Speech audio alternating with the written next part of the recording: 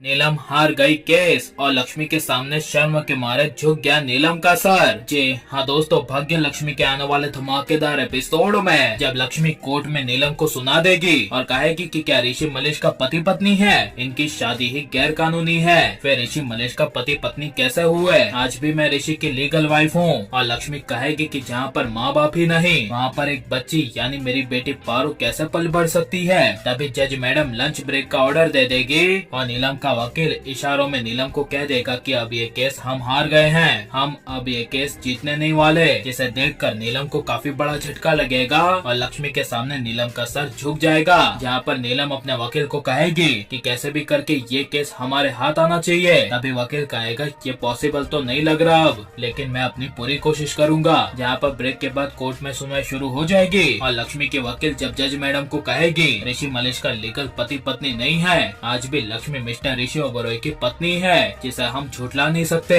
अगर लक्ष्मी के दिल में जरा सा भी ओबेरॉय के खिलाफ लालच होता तो लक्ष्मी सालों पहले ओबेरॉय से दूर होती ही नहीं। लेकिन लक्ष्मी के मन में वो लालच नहीं था, बल्कि लक्ष्मी का स्वाभिमान था। जहाँ पर ओबेरॉय ने लक्ष्मी को सालों पहले बहुत ज्यादा टॉर्चर किया था। लक्ष्मी की गलती न होने के बावजूद भी लक्ष्मी को अशुभ कहा गया, लक्ष्मी पे लांछन और कलंक का इल्जाम लगाया गया। और इस सिचुएशन में चाहे दुनिया की कोई भी औरत हो, आप हो या मैं हो या फिर खुद नीलम जी हो, वो घर छोड़कर जाएगी ही जाएगी। और इसीलिए लक्ष्मी ने खुद अकेले रहने का फैसला किया, इन ओबेरॉय जैसे दरिंदों से दूर जाने का फैसला किया, जो मेरे ख्याल से और आपके ख्याल से सही फैसला था। क्योंकि लक्ष्मी को अच्छे से पता था कि जिस दिन ओबेरॉय को पता चलेगा कि उनकी खानदान की बेटी को लक्ष्मी ने अकेले ही जन्म देकर बड़ा किया है, तो ये लोग जरूर लेने आएंगे और अपना हक मांगेंगे, जिस वजह से लक्ष्मी ने कभी बताया ही नहीं। और इसीलिए एक बेटी को एक माँ के पास रहना देना ही सही फैसला होगा। इन्होंने कभी लक्ष्मी को अपनाया ही नहीं, तो ये ओबेरॉय क्या उनकी बेटी पारू को अपनाएंगे। जिसे सुनकर तभी नीलम को काफी बड़ा झटका लगेगा और नीलम तभी कहेगी पारू हमारी पोती है, हम पारू को अपनी जान से भी ज्यादा रखेंगे, आप होती कौन है हमें ये सब बोलने वाली। तभी लक्ष्मी नीलम को कहेगी आप कितना झूठ बोलेंगी, आपको तो पता होगा ही, जब शुरू में पारू आपके घर रहने आई थी तब आपने पारू को किस तरह रखा था, एक बदमाश लड़के और बिगड़ी माँ की बिगड़ी हुई औलाद तरीके से रखा था। और ऐसा एक दिन नहीं गया था कि जिस दिन आपने पारू को ना डांटा हो